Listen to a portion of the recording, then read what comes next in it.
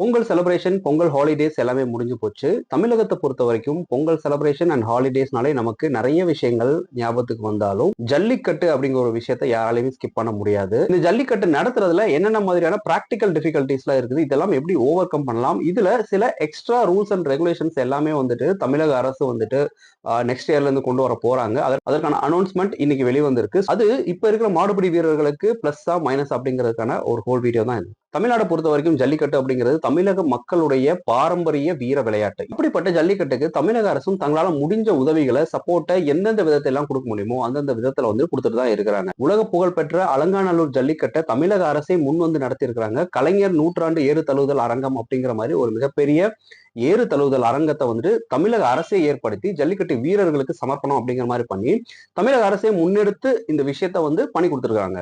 Last week Alanganallur jallikattu பார்வையிட்ட நம்ம தமிழக முதல்வர் ஸ்டாலின், அப்புறம் உதயநிதி அவர்கள், இவங்க 2 பேருமே அந்த காம்படிஷனை ஃபுல்லா A to Z ஃபுல்லா கவனிச்சுட்டு அதுல இருக்கிற பிராக்டிகல் டிஃபிகல்டிஸ் என்னென்ன மாதிரியான பிளஸ் இருக்கு, என்னென்ன மாதிரியான மைனஸ் இருக்கு, இந்த விஷயங்கள் எல்லாத்தையுமே வந்துட்டு ஒரு அனலைஸ் பண்றதுக்காக ஒரு டீம் வந்து நியமிச்சிருக்காங்க. இது இல்லாம அந்த ஏறு தழுவுதல் வீரர்கள் இருப்பாங்க இல்லையா, சோ அவங்களுக்கு 2 முக்கியமான சிறப்பு அம்சங்களை வந்து கொடுத்திருக்காங்க. என்னன்னா, இதுல வீரர்கள் சிறப்பாக செயல்படும் பட்சத்தில் அப்கமிங் இயர்ஸ்ல கால்நடை பராமரிப்பு துறையில ஒரு உரிய அரசு பணியிடங்கள் அவங்களுக்கான வாய்ப்புகள் வழங்கப்படும் அப்படிங்கிற மாதிரியும், உலக புகழ்பெற்ற தமிழ்நாட்டுடைய ஜல்லிக்கட்டு காளைகளுக்கான சிறந்த உயர்தர சிகிச்சை மற்றும் பயிற்சி மையம் 2 கோடி ரூபாய் செலவுல வந்துட்டு அலங்காநல்லூர்ல அமைக்கப்படும் என்றும், அதை பார்வையிடுறதுக்கு சொல்லிட்டு ஒரு டீம் நியமிக்க போறோம் அப்படிங்கிற ஒரு விஷயத்தையும் வந்து அலங்காநல்லூர் ஜல்லிக்கட்டுல வந்து இவங்க அனௌன்ஸ் பண்ணிருக்காங்க. இப்போ ஜல்லிக்கட்டு நடத்துறாங்கன்னா சில இழப்பீடுகளும் வந்து பாத்தீங்கன்னா அரசு சைடு வந்து ஏற்படுத்திருக்கு.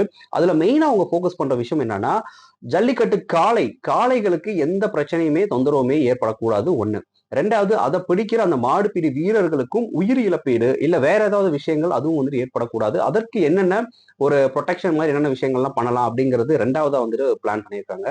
அதே மாதிரி இந்த போட்டியில நடத்துறப்போ கவர்மெண்ட்டுக்கு இல்ல அங்க இருக்கிற பப்ளிக் பீப்புள்ஸ்க்கு வந்து எந்த விதமான இடையூறும் இருக்கக்கூடாது. இது வருஷத்துல ஒரு வாட்டி நடந்தாலும் அந்த விஷயம் வந்து கிராண்டா செலிப்ரேட் பண்ணணும். அட் த சேம் டைம் எந்த பக்கமுமே இழப்பீடுகள் இருக்கக்கூடாது அப்படிங்கிறது தான் நம்ம தமிழ்நாடு கவர்மெண்டோடைய மோட்டோவா இருக்கு. சோ அந்த இழப்பீடுகளை ஓவர் கம் பண்ற விதமா சில முக்கியமான விஷயங்களை வந்துட்டு பிளான் பண்ணிட்டு இருக்கிறதாகவும், அந்த பிளானிங் அடுத்த வருஷம் இருந்து இம்ப்ளிமெண்ட் ஆகும் விஷயம் போயிட்டு இருக்குது. சோ அப்படி அவங்க சொல்ற முக்கியமான தளர்வுகள் என்னென்ன அப்படின்னா வந்துட்டு, இழப்பீடு அப்படிங்கிறது ரொம்ப முக்கியமான விஷயம். குறிப்பா வந்துட்டு அந்த மாடுபடி வீரர்கள் வந்துட்டு அவங்களோட உயிர் இழப்பீடு இருக்கக்கூடாது. ஒருவேளை அவங்க இழப்பீடு ஏற்படும் பட்சத்தில் அதற்கு முன்னாடி கவர்மெண்ட் சைடு இருந்து இவங்களுக்கு ஒரு இன்சூரன்ஸ் மாதிரி ஒரு விஷயத்த வந்து நம்ம பண்ணி கொடுத்துடலாம். ஸோ அப்படி காப்பீடு அப்படிங்கிற ஒரு விஷயத்த அந்த மாடுபடி வீரர்களுக்கு பண்ணி கொடுத்துட்டா நாளைக்கு அவங்களுக்கு ஏதாவது ஒன்று ஆகிற பட்சத்தில் அவங்க குடும்பம் வந்துட்டு சேஃபா இருக்கணும் அப்படிங்கிற ஒரு மோட்டோக்காக பண்ணிருக்காங்க. உண்மையில இது ஒரு சூப்பரான ஒரு விஷயம். அந்த ஜல்லிக்கட்டு காளைகளை அடக்க வர்ற வீரர்களுக்கு இது வரைக்குமே பாத்தீங்கன்னா ஒரு சப்போர்ட்டிவான விஷயங்கள் அப்படின்னு பெருசா எதுவுமே நடந்தது கிடையாது. இதே மாதிரி ஜல்லிக்கட்டு நடத்துறதுக்கு முன்னாடி இதுவரை பாத்தீங்கன்னா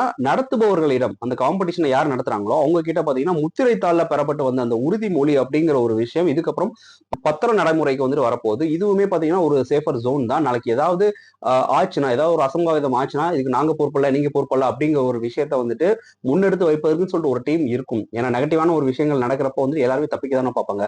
சோ அந்த மாதிரி இல்லாம அந்த விஷயத்த நடத்துற அத்தாரிட்டி யாரு, அவங்க இது நடத்துறாங்கன்னா அவங்களுக்கு என்ன விதமான தகுதிகள் இருக்கு, அவங்க வரலாறு என்ன, இப்படி எல்லா விஷயத்தையுமே அரசே முன்னாடி நின்று அனலைஸ் பண்ணிட்டு அதுக்கப்புறம் அவங்களுக்கு ஒரு பவரை கொடுத்து அவங்க கிட்ட ஒரு அக்ரிமெண்ட்டை போட்டு அதுக்கப்புறம் நீங்க நடத்தலாம் அப்படிங்கிற ஒரு விஷயத்த கொடுக்க போறாங்க. சோ இதுவுமே வந்து சூப்பரான ஒரு விஷயம். அடுத்த தளர்வு தான் ரொம்ப முக்கியமான விஷயம். இப்ப எல்லாருக்குமே அந்த ஜல்லிக்கட்டு அப்படிங்கிற ஒரு விஷயத்துல அங்க பங்கு பெறணும் அப்படிங்கிற ஆசை இருக்கும். ஆனா பாக்குற சாதாரண மக்களால அதுல பங்கு பெற முடியாது. அவங்க அங்கங்க வந்து நின்று இருப்பாங்க. ஆனா உள்ள இறங்கி ஆடுற அந்த பீப்புள்ஸ் இருக்காங்களா, அவங்களுக்கு ஏகப்பட்ட பிராக்டிஸ் வந்துட்டு கொடுத்துருப்பாங்க. இன் ஃபியூச்சர்ல ஜல்லிக்கட்டுல பங்கு பெறணும்னு நினைக்கிற வீரர்களுக்கு வந்து ஏதுவா ஒரு ஆன்லைன்ல வந்து ஒரு போர்ட்டல் மாதிரி நம்ம ஓபன் பண்ணிடலாம். சோ அதுல அவங்க ரிஜிஸ்டர் பண்ணிக்கலாம். ரிஜிஸ்டர் பண்றவங்களுக்கு வந்துட்டு தகுதி இருக்கணும். தகுதி இந்த சென்ஸ் அவங்களுக்கு வந்துட்டு இந்த மாடுபடி விஷயங்கள் இதெல்லாம் வந்துட்டு பிராக்டிஸ் இருக்கா, அவங்க உடல் தகுதி என்ன, மன வலிமை என்ன, இந்த மாதிரி எல்லா விஷயத்தையுமே வந்துட்டு அனலைஸ் பண்றதுக்கு ஒரு டீம் நம்ம செட் பண்ணிட்டோம்னா ஆன்லைன்ல வந்துட்டு ஃபர்ஸ்ட் அவங்க ரிஜிஸ்டர் பண்ணிடலாம். அதுக்கப்புறம் பிசிக்கலா அவங்கள வந்து நேர்ல வர வச்சு அவங்கள வந்து டெஸ்ட் பண்ணிட்டு ஓகே நீங்க பண்ணலாம் அப்படிங்கிற மாதிரி ஒரு கன்ஃபர்மேஷன் கொடுத்ததுக்கு அப்புறம் அவங்க வந்து களத்துல இறங்கலாம். இது இதுவுமே சூப்பர் மேட்டர். இது பிராக்டிகலா எந்த அளவுக்கு பாசிபிலிட்டிஸ் அப்படின்னா 100% பாசிபிலிட்டிஸ் இருக்கு.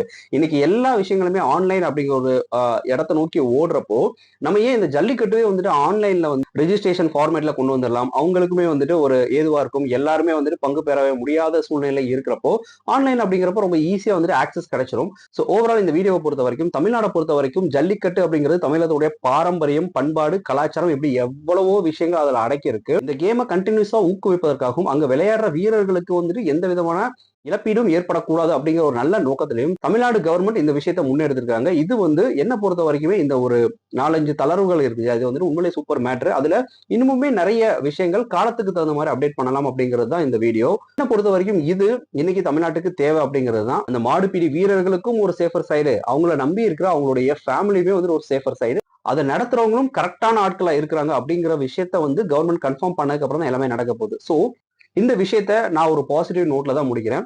இந்த விஷயத்தை பத்தி தமிழக அரசுடைய இந்த முன்னெடுப்பை பத்தி நீங்க என்ன நினைக்கிறீங்க அப்படிங்கறத உங்களோட கமெண்ட்ஸை வந்துட்டு ஃபீட்பேக்கா கொடுங்க. Thank you. Tata, take care, bye, cheers.